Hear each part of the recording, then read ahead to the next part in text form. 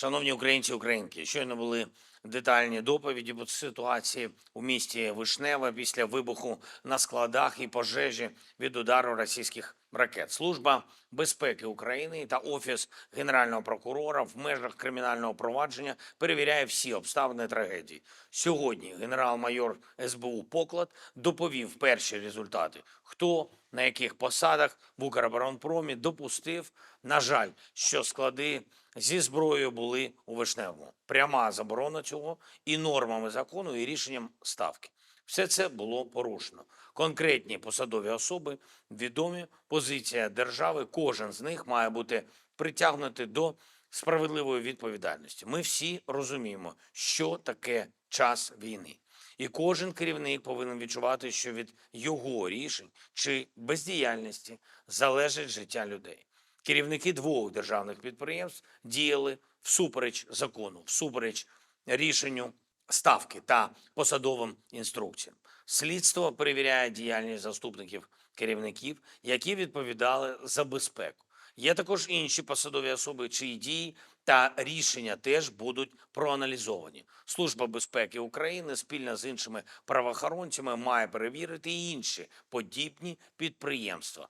І кожен керівник підприємств на своєму рівні повинен гарантувати, щоб не було повторення таких трагедій. Є в Україні належні місця, щоб зберігати зброю та зберігати боєприпаси. Це все визначено, щоб не було поруч житлових будинків. І відновлення зруйнованого має відбуватись швидше. Це стосується не тільки Вишневого. Звісно, багато залежить від якості роботи в громадах та роботи в областях, але і на рівні уряду є що виправити. Будуть найближчим часом рішення.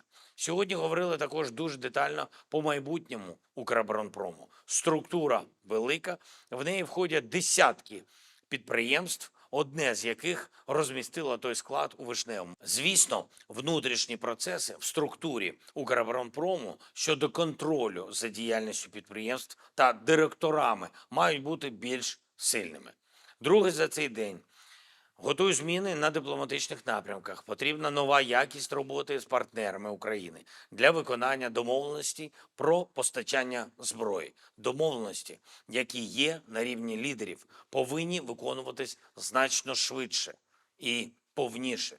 Сполучені Штати Америки і домовленість про ліцензії для виробництва патріотів, Європа і наша робота з партнерами, передусім для виробництва власної європейської антибалістики, а також інші проекти саме такої захисної співпраці.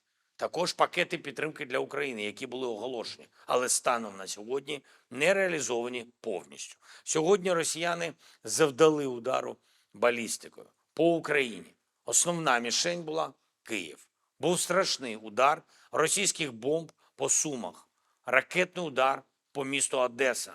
Мої співчуття усім рідним та близьким загиблих. Увесь день шахеди та інші удари, інші ударні дрони по Харківщині, по нашій Дніпровщині, громадам Сумської області, Донеччини, Херсонщини, Запоріжжя. Між оголошенням пакету підтримки для України і реалізацією не мають проходити тижні. Це відповідальність усіх в державі, хто займається дипломатичною передусім роботою.